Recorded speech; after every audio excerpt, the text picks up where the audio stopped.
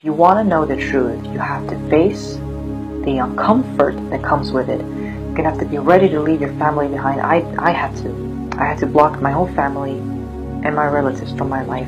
I had to flee from my home and live in secrecy and start from scratch, pretty much. No home, no money, and find a way to get that help from the government.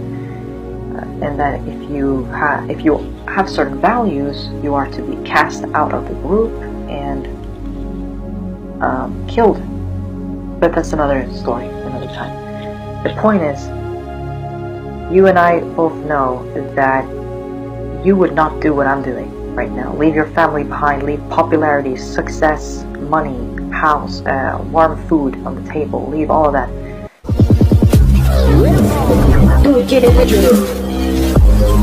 Jesus is my life. Hey YouTubers, I hope that there are Christians watching this, I hope that there are Muslims watching this. Whoever else is watching it, you're also welcome, but it's in particular these two groups that need to hear this. I am a Christian. I left Islam not too long ago, and I understand what it takes for a Muslim to leave Islam, and why most of them can't even begin to think about leaving Islam.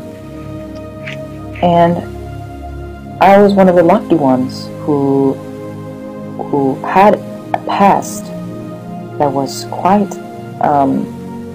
difficult in terms of my spiritual well-being, my emotional well-being. I was a child, I was a teen, and an adult that was always in distress spiritually, and I was always looking for answers. And from a young age, I journaled. I had a lot of problems as a kid mentally. Although it was nothing serious, I suffered from social anxiety. I had sleep difficulties. I walked in my sleep. I had multiple visions. I saw things. I heard things that weren't there. And I would have times when I was extra depressed or extra sad. You know, it was, although on the outside I looked pretty perfect, and in terms of what I did with my life, people would look at my family and they would think that this family is perfect, because we really fulfilled all the criteria of what the world defines as a perfect family. But on the inside, we were all very confused, and we had identity crisis, and we were lost, and we were all really looking for some kind of salvation that Islam didn't really offer, but we wanted to get as close to it as possible. And in this, just growing up this way, and also coming from a family that was so loyal to their traditions, cultural and religious traditions, I mean, from my late teens, I started rebelling against a lot of these values that we had. And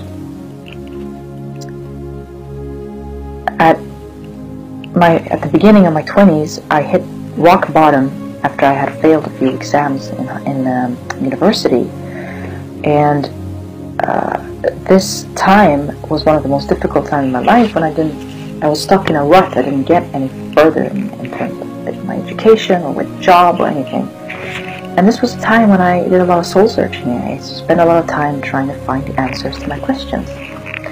And at some point during this time, I prayed to God for clarity, for truth, that no matter what that meant, I was ready to receive it.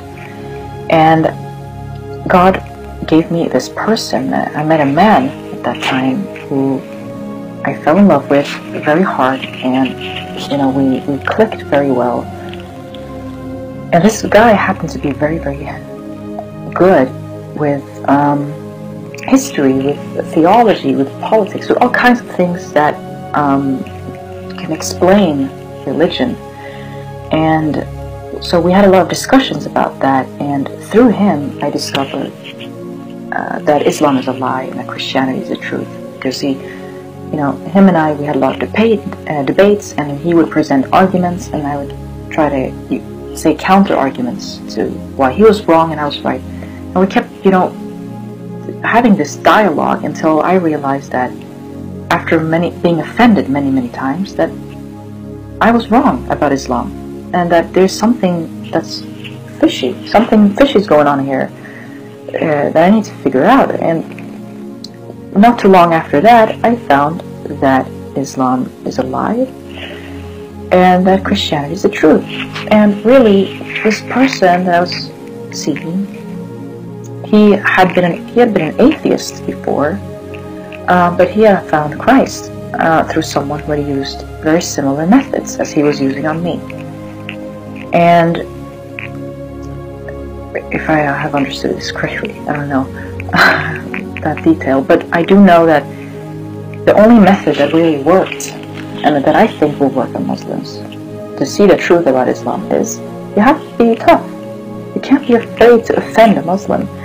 Most people who come from the Middle East, they're raised with honor cultures and all these tough values of Islam, that everything they do in life is driven by shame, fear, guilt, and all these negative emotions. You can't use some nice, more politically correct tactic to show them the truth. You have to show them what it is as it is. And the way you do so is you have to agree on that. You're going to have these debates, and it's going to be you're going to show arguments, and it's going to be with an objective point of view. You're going to approach it objectively with a scientific method, and you're going to have no predetermined assumptions about anything, and really look at things as they are, and then see what you think. If you can, defend it or not, you deal with that later. So you have to take these steps, and a lot of people who explain things to Muslims, they don't do it this way. And I think that's one of the reasons why you fail in doing so, in trying to show them the truth and the lies. And to Muslims, you have to not be afraid of questioning the source behind your faith. Is it really valid? Is it really hard evidence that Islam is the word of God?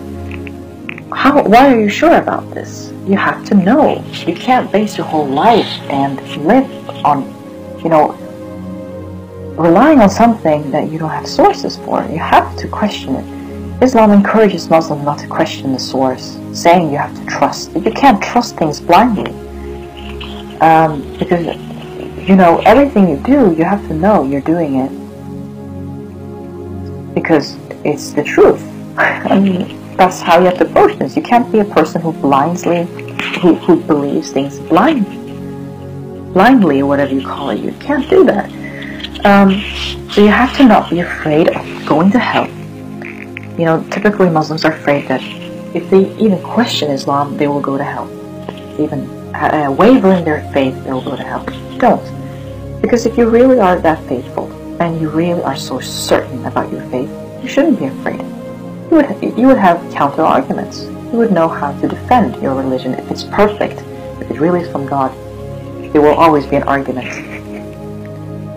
And it's not a matter of that they can't see the truth, the ones who attack Islam. No. It's the matter of that you cannot hear their arguments. You cannot listen to the things they have a problem with and respond to it with a good answer. That is the problem. You've been taught what answers to give, but you don't really hear what they have to say. And that's a huge warning sign for you. Another tip for you Muslims is, don't turn to other Muslims for advice. They have the same mindset and perspective of Islam as you do. They're not going to give you a new insight. You have to turn to non-Muslims to hear why they have a problem with Islam. If they're wrong, your faith is going to be stronger. If they're right, you're going to be led to the truth, which may mean away from your faith. But if you want to learn something new, if you want to get a new understanding, you can't go to people who understand things the way you understand them. And lastly, you can't be a chicken. You have to be brave.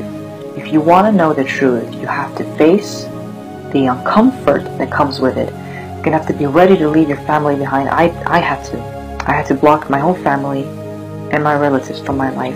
I had to flee from my home and live in secrecy and start from scratch, pretty much. No home, no money, and find a way to get that help from the government. I am in that place today, but I can tell you this, it was worth it. It was worth the fight because I'm doing it for something I know of, something I believe in, something I am sure is the truth. Would you do this for Islam? I really don't think so. I think Islam is very convenient when everything is fine. But you know just as well as I know that when things are the worst for you, when life is most difficult, you actually leave or get away from Islam, because Islam doesn't welcome imperfect people.